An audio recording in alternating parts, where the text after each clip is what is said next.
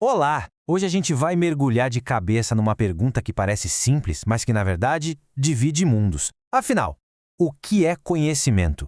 A partir de uma pesquisa acadêmica fascinante, vamos descobrir por que aquela resposta que quase todo mundo aprendeu na escola é só uma entre muitas, e talvez nem seja a mais importante. Sabe, essa pergunta, o que é conhecimento, pode até parecer coisa de filósofo, né? Mas a forma como a gente responde a ela define literalmente tudo. Como construímos nossas sociedades, nossa ciência e até a nossa relação com o próprio planeta. Olha, por mais de 2000 anos, a filosofia ocidental nos deu uma resposta que parece super elegante. Conhecimento é uma crença que, além de ser verdadeira, tem boas provas para se sustentar.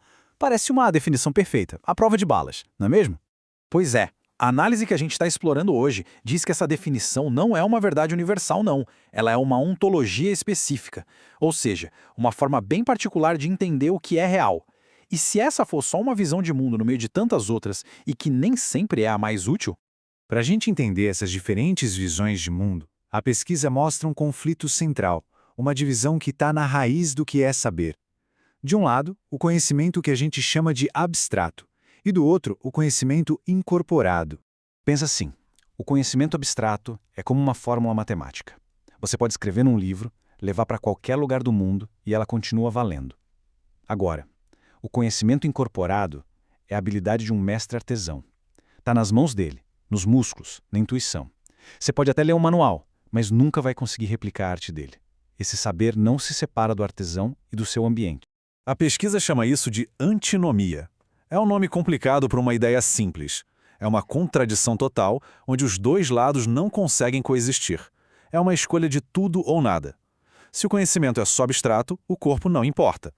Mas, se o conhecimento nasce do corpo e do lugar, a ideia de uma verdade universal, bom, ela vira uma ilusão. Tá bom, eu sei. Essa conversa toda pode parecer meio teórica demais. Então vamos ver como esses diferentes mundos de conhecimento funcionam na prática. A gente vai visitar algumas culturas para entender como as realidades delas, as suas ontologias, são construídas. Primeiro, vamos começar em casa, no mundo que é mais familiar para a gente, o da ciência moderna. O objetivo aqui é bem claro: descobrir verdades abstratas, universais, que possam ser testadas e comprovadas em qualquer laboratório, seja em São Paulo ou em Tóquio. Essa frase do Karl Popper, nossa, ela resume essa ideia com uma perfeição incrível. É sobre um conhecimento puro, lógico, que não depende de quem o descobriu ou de onde ele foi descoberto. O conhecimento vira uma entidade própria. Agora, segura aí, porque a gente vai fazer uma viagem para um mundo completamente diferente. A floresta amazônica, com o povo Yanomami. Se prepara, porque aqui as regras do jogo são outras. Olha só que virada de chave. O conhecimento aqui não é uma lista de fatos sobre a floresta. É uma relação viva que pulsa com a floresta. Não é algo que você tem, mas algo que você é dentro daquele lugar. Beleza, agora a gente sai da floresta e se joga em mar aberto. Lá no meio do Oceano Pacífico, os navegadores tradicionais da Polinésia, os Wayfinders, nos mostram outra forma impressionante de saber. Para o Wayfinder, o conhecimento é uma leitura que ele faz com o corpo todo, uma leitura dinâmica de um ambiente que não para de mudar. O corpo do navegador e o oceano não são duas coisas separadas. Eles se tornam um sistema único de navegação e saber. É incrível. E para fechar essa nossa viagem, vamos explorar uma visão de mundo que leva essa ideia de conhecimento-relação a um nível ainda mais profundo: o xamanismo. Aqui, a comunicação vai além do mundo que a gente consegue ver. E aqui está o pulo do gato. O conhecimento não é algo que você coleciona, que você possui.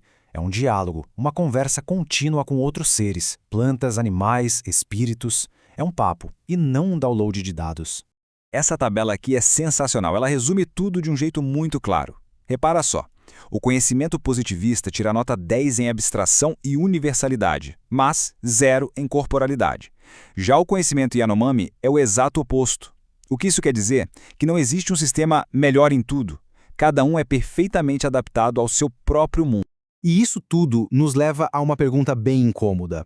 Se existem tantas formas válidas de saber, por que uma delas, essa, a abstrata, a universal, domina as nossas escolas, as nossas universidades e até a nossa política?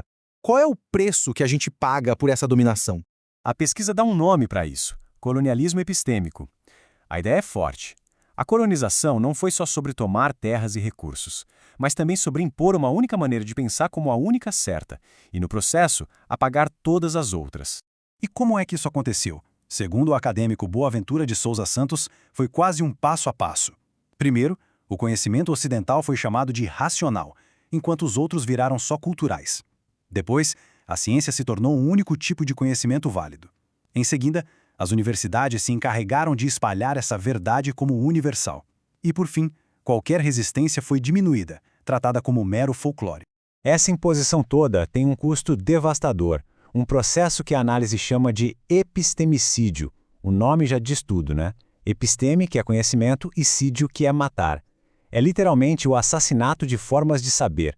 E o que acontece quando esses conhecimentos morrem? Bom, a floresta, que para os Yanomami era um parente, vira só um recurso a ser explorado. O oceano, que para o navegador era um ser vivo, vira só um mapa a ser conquistado. E o espírito, que para o xamã era um professor, vira uma superstição que a gente deve ignorar. A gente não perde só culturas, a gente perde ecologias inteiras. Certo, se forçar um modelo único para todo mundo é destrutivo, e uma simples mistura é impossível por causa daquela contradição fundamental que a gente viu, qual é a alternativa? O que a gente faz? A solução proposta não é jogar tudo num liquidificador e torcer para sair uma mistura harmoniosa. Essa tal de síntese geralmente termina com o sistema dominante engolindo os outros. A ideia aqui é outra, é a coexistência produtiva. Imagina duas plantas diferentes crescendo lado a lado. Elas podem competir por luz, mas ao mesmo tempo uma enriquece o solo para a outra. É nesse atrito, nesse diálogo, que novas possibilidades podem nascer. E isso nos traz à pergunta final, a provocação que essa análise deixa no ar.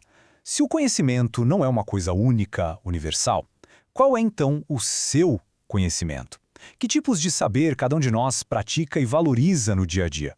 O que vem da nossa cabeça e o que vem do nosso corpo, da nossa comunidade, do nosso lugar no mundo?